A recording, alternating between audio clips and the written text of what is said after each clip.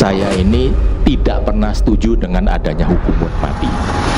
Mati hidupnya manusia itu ditentukan oleh Tuhan. Bahwa Cina hukuman mati betul. Tapi tahu tidak, di Cina sampai hari ini korupsi makin merajalela.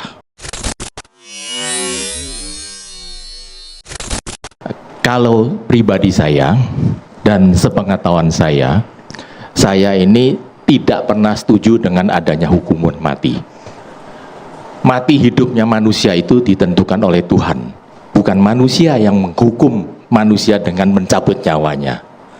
Dan saya kembalikan kepada Undang-Undang Dasar kita pasal 28A.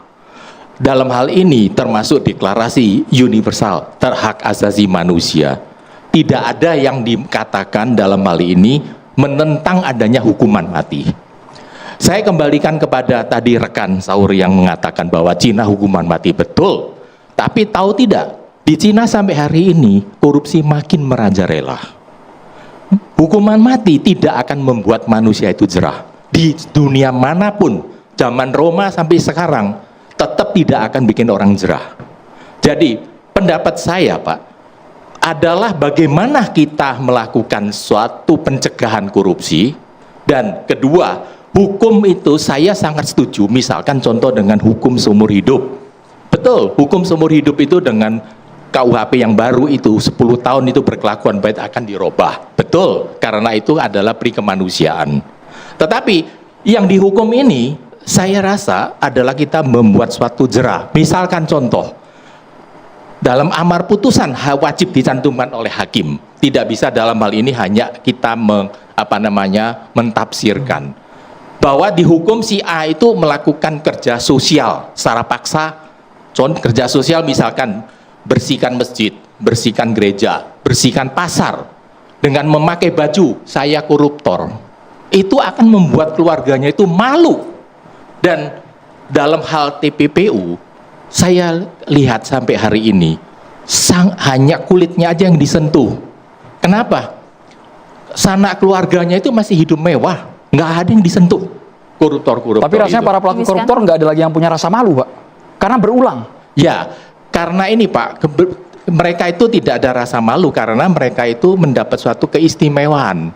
Jadi seperti contoh keluarganya nggak disentuh, kan gitu kan Pak? Sanak keluarganya nggak disentuh. Dengan kepintarannya Pak, harta saya bisa saya pakai nama ABCD Pak, nggak akan dilacak Pak aliran uangnya. Tapi sebetulnya ABCD ini tanya, loh kamu ini petani kok bisa punya tanah segini banyak, dari mana? Akan kelacak. Tetapi penyidik dalam hal ini kemungkinan dengan landasan hukum kita itu pembuktian kembali itu kan belum ada atau belum dalam hal ini terang-terangan bisa diterapkan. Akibatnya Pak, jadi banyak yang lolos.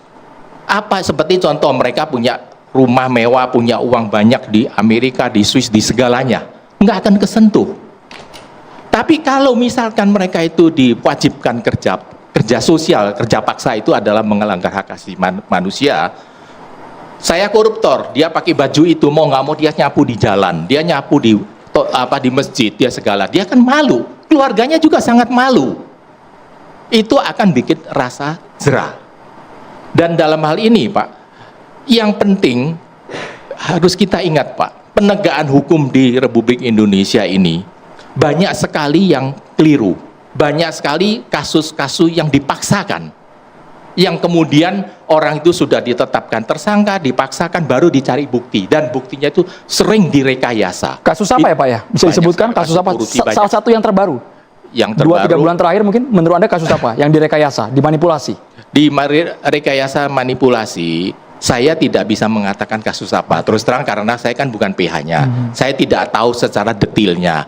Tetapi yang bisa dilihat ya, banyak sekali dalam hal ini warga binaan, kalau dulu tindakannya terpidana, itu mereka itu banyak sebetulnya mereka itu tidak salah, tapi mereka dipaksakan jadi salah.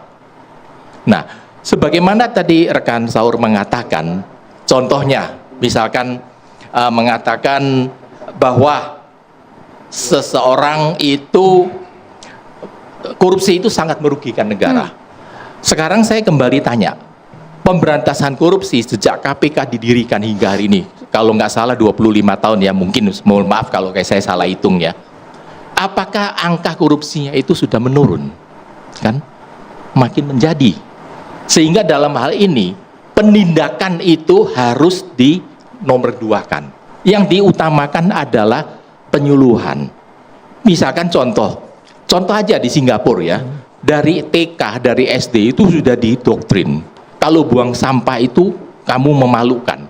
Jadi anak dari kecil itu sudah di mindsetnya udah dibikin sedemikian rupa, tidak boleh membuang sampah. Orang tuanya buang sampah, apa nggak boleh buang sampah, ini memalukan. Seperti contoh, sekarang anak-anak ini kan malah berbalik, Pak, sebelah ini sudah pakai Mercy nih, kita masih pakai Toyota, malu dong. Gimana dong sekarang, ambil dong Mercy gitu. Mau nggak mau kan ayahnya jadi gimana cara dapat duit, korupsi lah atau tilep dalam hal ini, atau dalam hal ini anggarannya dibikin sedemikian gedenya. Dan saya menyarankan Pak, dalam hal ini petugas penyidik, penuntut umum, hakim, panitra, maupun petugas dari lapas, maupun avokat seperti kita semua, tentu banyak yang tidak benar. Kita harus akuin Pak.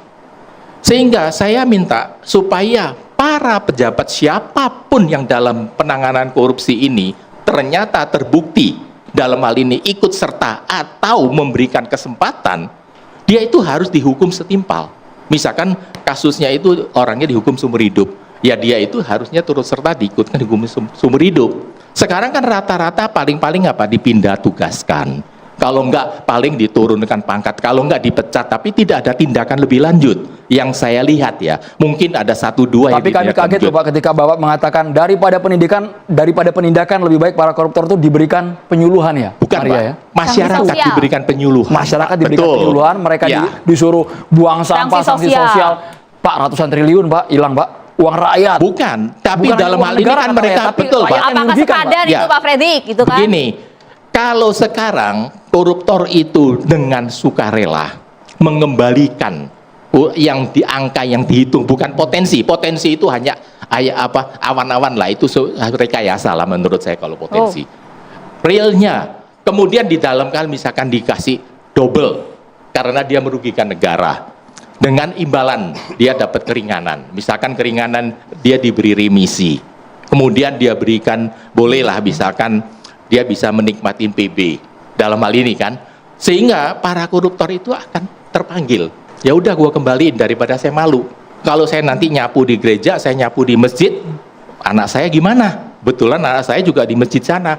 Ya, orang tua saya juga di masjid sini. Saya malu. Sehingga dengan demikian kan mereka itu akan mulailah mengembalikan kerugiannya, dan akan anak-anak sebagai suatu contoh kan, dia tidak akan lakukan korupsi lebih lanjut. Tapi ini sudah dihukum paling memalukan, dimiskinkan saja, nampaknya nggak ada jera-jeranya, Prof. Didi. Yang penting saya tegaskan di sini, kita harus ingat Pak, hukum itu bukan balas dendam Pak. Ingat Pak, kita memang manusia, termasuk saya, kita ini punya jiwa binatang. Kita ini senang sekali Pak. Coba Jiwa apa, Pak? Hukum. Jiwa apa tadi, Pak? Binatang. Jiwa binatang. Ya, kita ini senang sekali Pak kalau lihat Pak ya, orang dipenggal kepalanya. Coba ada penggal kepala, semua pada berebut lihat Pak. Tapi gini, Siapa itu, Bang Pak Fredrik, Mungkin ya satu Bang dua Fredrik, tidak kalau kepala. 1000 triliun itu lebih dari binatang, Bang Fredrik. Begini, Ya. saya yang bicarakan ini Pak, hukum itu bukan balas dendam. Orang korupsi itu tentu salah Pak, sangat salah. Tetapi yang kita pikirkan pertama, yang harus kita pikirkan, bagaimana bisa mengembalikan uang itu. Bukan menghukum orang itu mati, orang itu dicambuk, dilemparin batu sampai mati, diapakan, itu nggak ada artinya. Yang penting itu bagaimana bisa uang itu kembali. Maka saya bilang kan Pak, TPPU ini harus betul-betul dilaksanakan sampai ke ekor-ekornya. Yang jangan bikin malu Pak. Begini Pak, saya punya anak 5 Pak, saya punya cucu 10. Saya terus terang Pak, kalau anak itu marah atau biar papi bikin saya malu Pak, saya ini lebih sakit daripada saya dihukum sama hakim. Kita itu akan sangat tertekan Pak kalau dari keluarga Pak. Makanya Pak, dalam hal ini kalau sampai anak bilang, papi kamu gini, gue lebih baik gak jadi anak, saya putus hubungan, saya gak mau jadi anak kamu. Itu kita akan sangat malu Pak.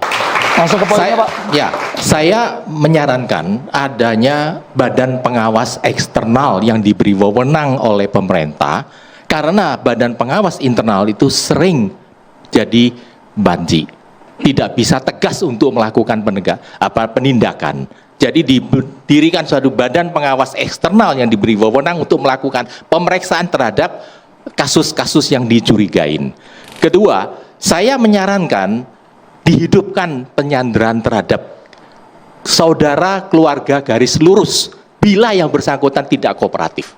Melarikan diri, istrinya, orang tuanya disandra. Karena pajak aja kita bisa disandra, kenapa orang jahat nggak bisa disandra? Ya. Dalam hal ini juga saya minta supaya ada pembagian tugas yang jelas antara penyidik. Seperti KPK itu wewenang berapa itu tidak tumpang tindih, sekarang saling berebut. Kemudian dapat yang gede, yang lainnya dikatanya kerdil. Nah itu tidak benar itu kan.